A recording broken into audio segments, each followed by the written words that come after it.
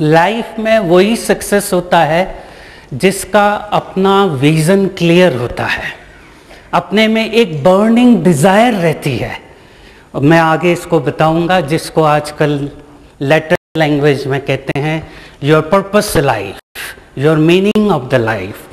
दूसरा था उसके गोल्स क्लियर थे। तीसरा था खुद में फेथ और अपने गोल्स में faith.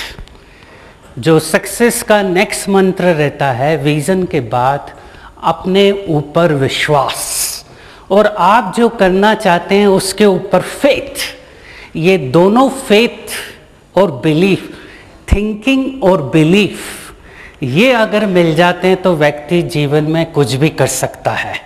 Thinking and belief create the form. Henry Ford का भी जो सक्सेस था, हेनरी फोर्ड का, उसका भी यही था कि वो रोज कुछ सोचता था कि मैं अपनी बिजनेस में क्या नया चेंज लाऊं, अपनी कार में क्या नया चेंज लाऊं। रोज वो सोचता था।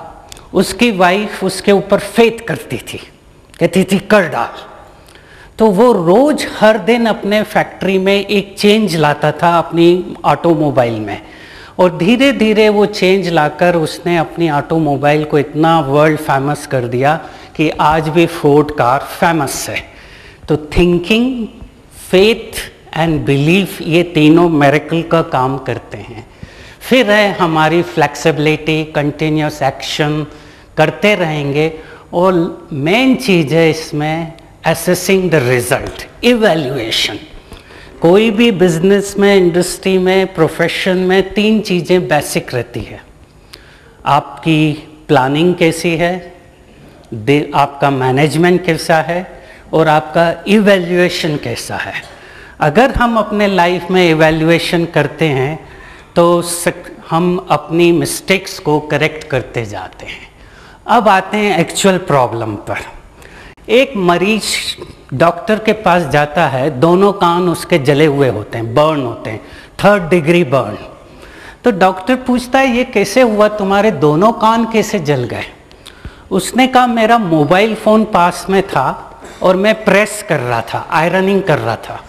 इतने में मोबाइल फ़ोन बजा, मैंने मोबाइल की बजाय प्रेस को उठा लिया।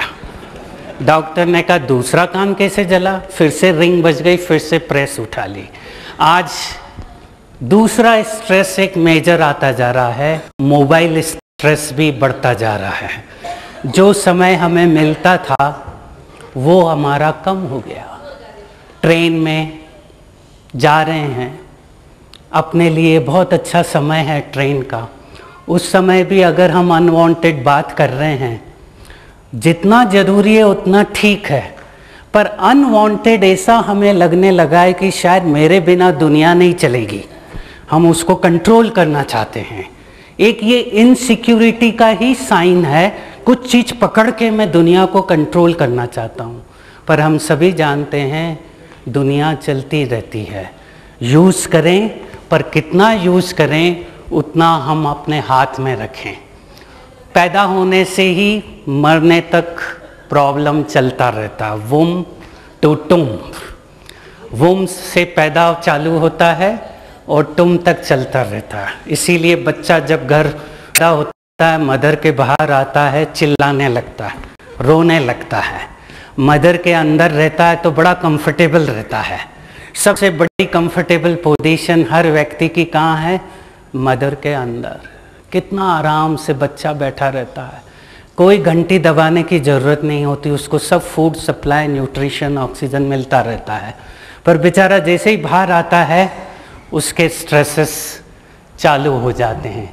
इसीलिए कहा गया कि जो समझदार व्यक्ति है वो अपने में परिवर्तन लाता है, और बेसमझ व्यक्ति दुनिया में परिवर्तन लाने की कोशिश में ख़त्म हो जाता है। जॉर्ज बर्नार्ड शॉ ने कहा था, reasonable man adopt himself to the world, unreasonable man in trying to change the world he perish from the world. हमें भी क्या करना है कि हमें खुद को इतना मजबूत करना है, चेंज करना है, जिससे कि मैं वर्ल्ड के ऊपर इम्पैक्ट कर सकूं।